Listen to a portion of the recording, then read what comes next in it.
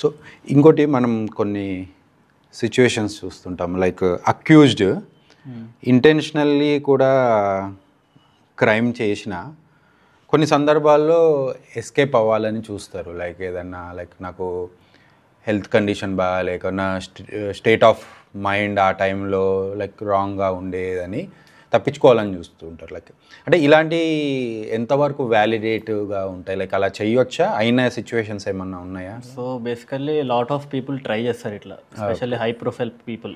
ఎందుకంటే వాళ్ళకి చాలా కనెక్షన్స్ ఉంటాయి, చాలా ఇన్ఫ్లుయెన్స్ ఉంటుంది. సో చేసిన క్రైమ్ నుంచి బయటికి రావడానికి వాళ్ళు ఇన్సానిటీ అనేది ప్లీడ్ చేస్తారు కోర్టులో.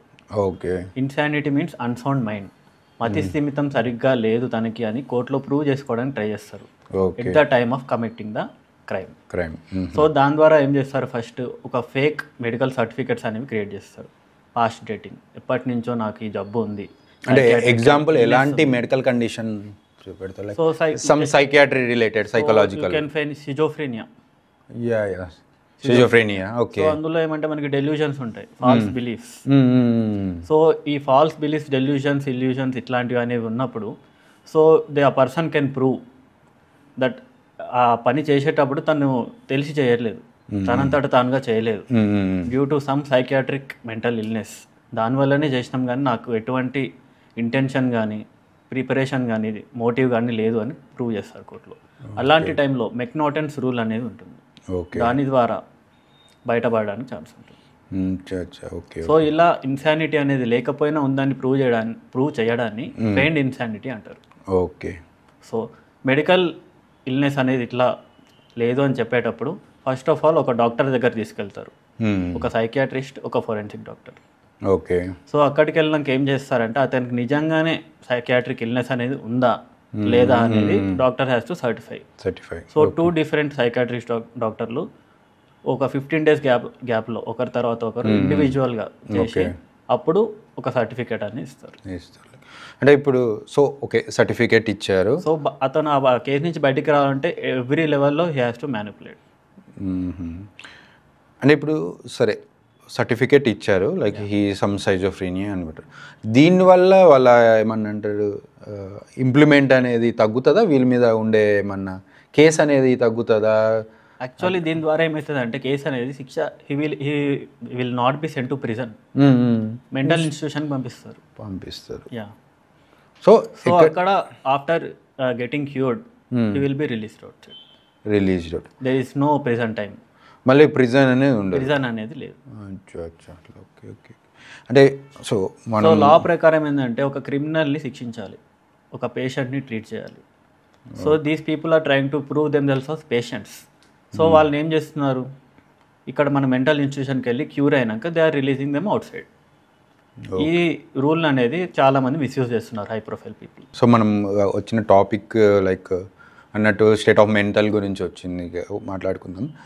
యాక్చువల్లీ లైక్ మనం యాక్చువల్లీ ఫోరెన్సిక్స్లో కూడా లైక్ సమ్ సూపర్ స్పెషాలిటీస్ ఉన్నాయి, లైక్ రీసెంట్గా లైక్ అందులో one of the I think it is a forensic psychology అని ఉంది. Like actually what this psychology, forensic psychology people will do? That is basically forensic psychiatry. Okay. So it deals with the what మనస్తత్వాన్ని చదవడం, criminals behaviour ఎలా ఉంటుంది, తర్వాత rape విక్టిమ్స్లో victim behaviour ఎలా ఉంటుంది, తర్వాత తను ఏం ఫేస్ చేస్తుంది, రీహాబిలిటేషన్ ఎలా చేయొచ్చు, అండ్ సైకోటిక్ బిహేవియర్, ఇప్పుడు క్రిమినల్ సైకోస్ వాళ్ళు ఎలా థింక్ చేస్తారు, సైకోపాథ్స్, మర్డర్ ప్యాటర్న్స్ బట్టి అతని మెంటాలిటీ ఎట్లాంటిది, అతని లైఫ్ స్టైల్ ఎలా ఉంటుంది, సో ఇవన్నీ అసెస్ చేయొచ్చు.